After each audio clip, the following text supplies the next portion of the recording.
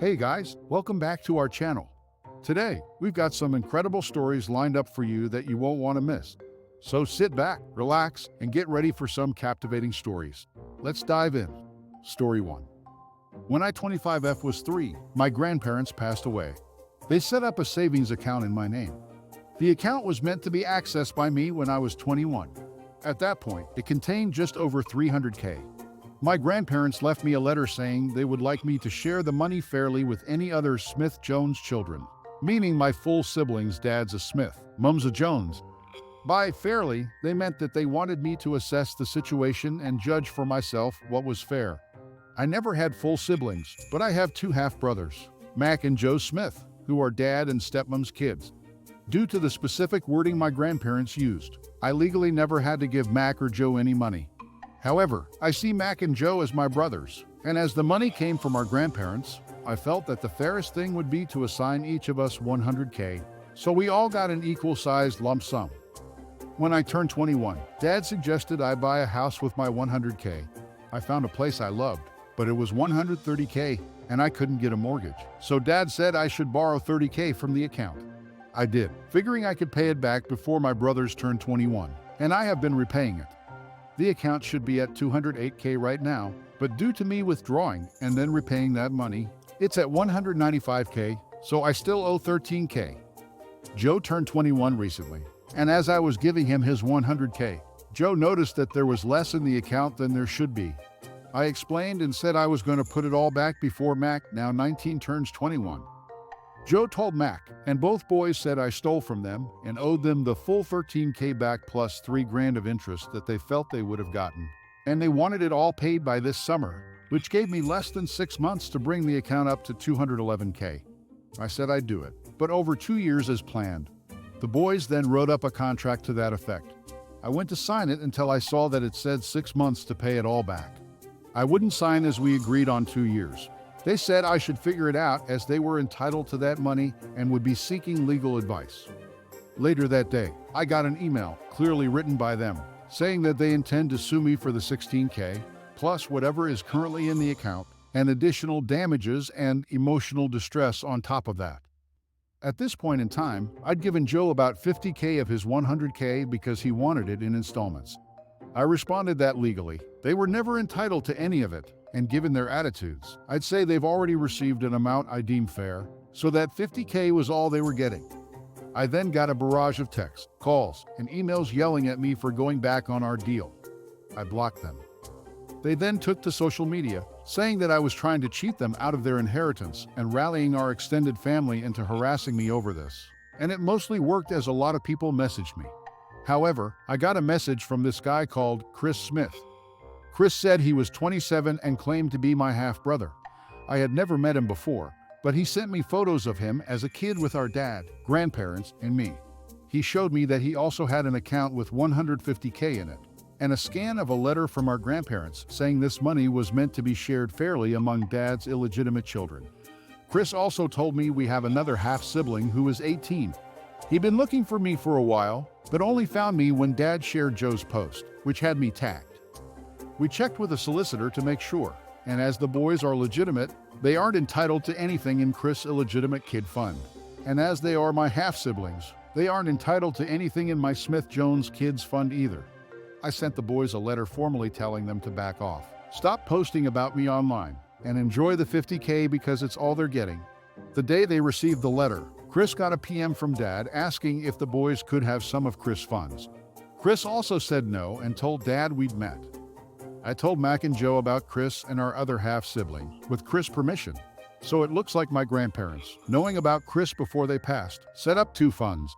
One for the kids Dad had with my mother, who was still his wife when they passed, and one for children born out of Dad's affairs, presumably to make sure no one tried to cheat anyone else over hurt feelings.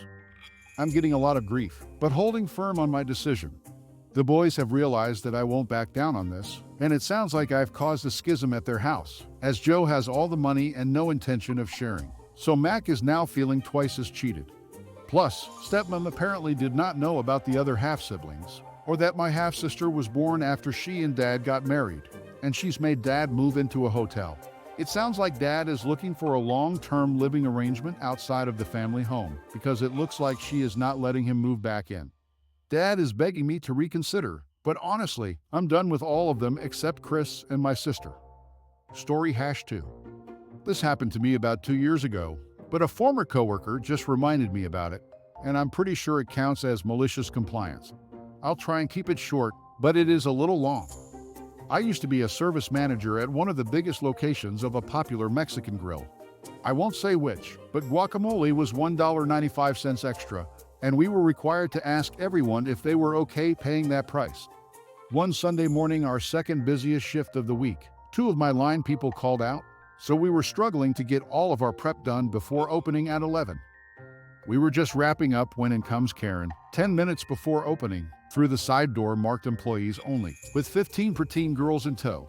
My cook recognizes her as she regularly comes in during the dinner shift and is extremely rude to all the Latino workers. Karen tells me they can order whatever they want, throws her credit card at me, and goes to sit down at a table and doodle on her phone.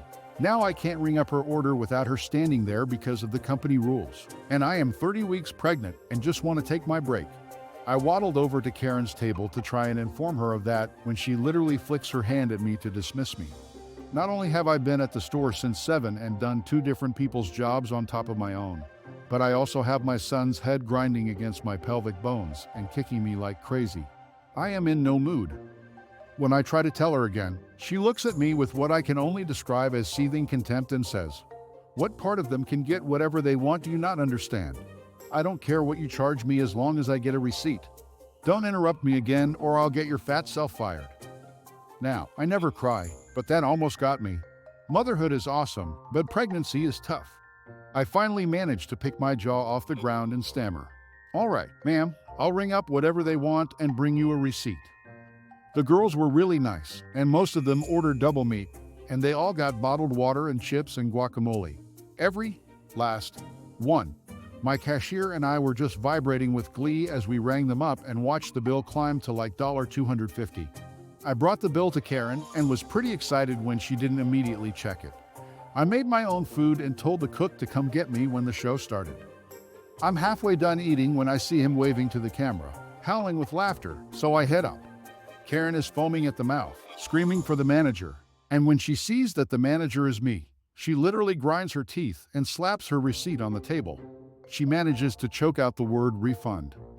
The girls have all pretty much finished their food, so I inform her that I won't be doing that because I would lose my job for giving away that much critical inventory meat, guacamole, cheese for free. Then I gently remind her that she told me twice that they could get anything as long as she got a receipt. She just keeps demanding a refund and calling me stupid and fat again, pregnant. At this point, her screaming is holding up the very long line, and customers are shouting at her to just leave. That's when she pushed me, very hard. My cashier caught me, so I didn't fall down, but 2 of our regulars, who are police officers, see it and immediately cuff her. In this state, any use of physical force against a pregnant woman is classified as aggravated battery or something like that. I felt bad for the kids, and I was fine, so I kept telling them I didn't want to press charges. But they said that at that point it didn't matter because the woman had done it in front of on-duty officers, so she got arrested. They had to call the kids' parents to come get them because she was their church's youth leader and get statements. My general manager came in and let me go home with a full day's pay. She tried to take the case to trial, but they had video and like 20 witness statements, so she ended up taking a couple of years probation or something, all because I did exactly what she told me to. Story #3. I'm a high school student, and this happened to me in 9th grade. My teacher decided that I should compete in a math competition because she saw potential in me. I agreed because she was my favorite teacher. I did not really care that much because I was kind of lazy at that time. On the day of the competition, I saw a kid, let's call him Ek, boasting about how he didn't sleep because he reviewed everything. I was annoyed, but I didn't really think much of it. The results came, and sure enough, he won. But I got 2nd place. I was shocked and happy at the same time, and so was my teacher. Everything was all sunshine and rainbows until I heard this lady. Entitled Mother. Good thing that girl didn't win, I was only 2 points behind. This is a math competition. My boy should win. He studied really hard for this, and a girl shouldn't beat him. I was livid. My teacher patted my back and told me to not listen to her. When they announced that I was in second place, the entitled mother started booing. This woman, I couldn't take it. So I devised a plan. This competition happened every year, according to my teacher, and in grade 10, there was a regional competition after. I swore that I had to win next year.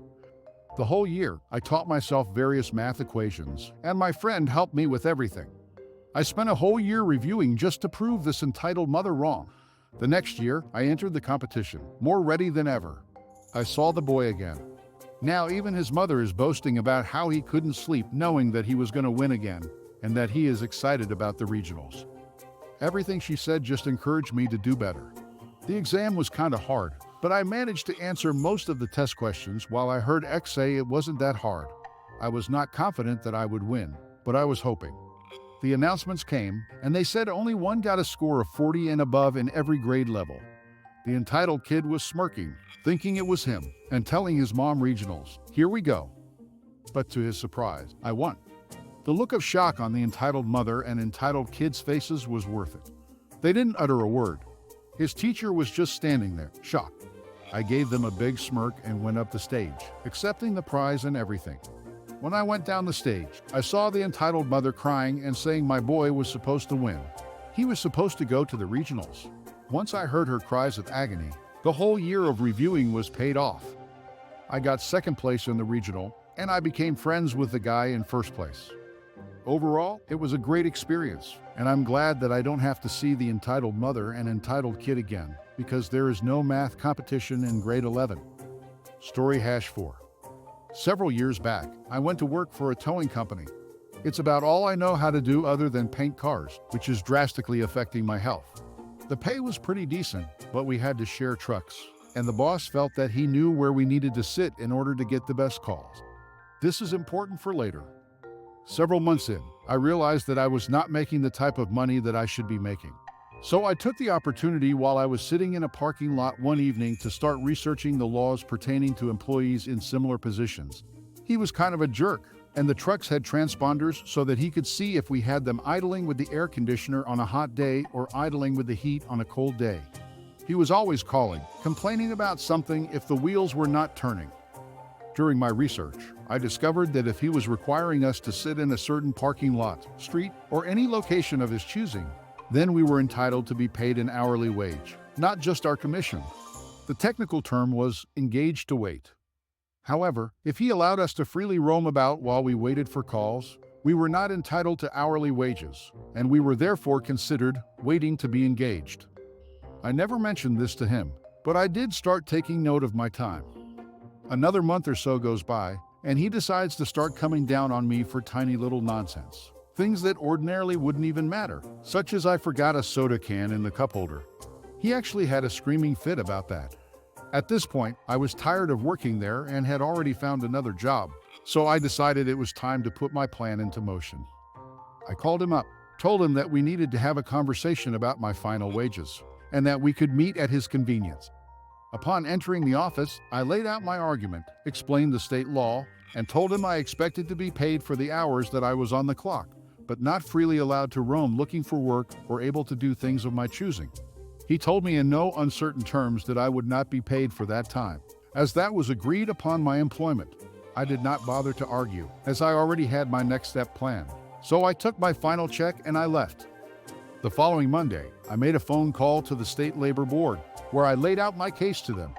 Needless to say, they were very interested in what was going on. In the end, they came to review his employment records and speak to the drivers still working. When he got the bill for what he had to pay us all, it was too much for him to afford. So he sold the trucks, his boat, and lot, and went out of business.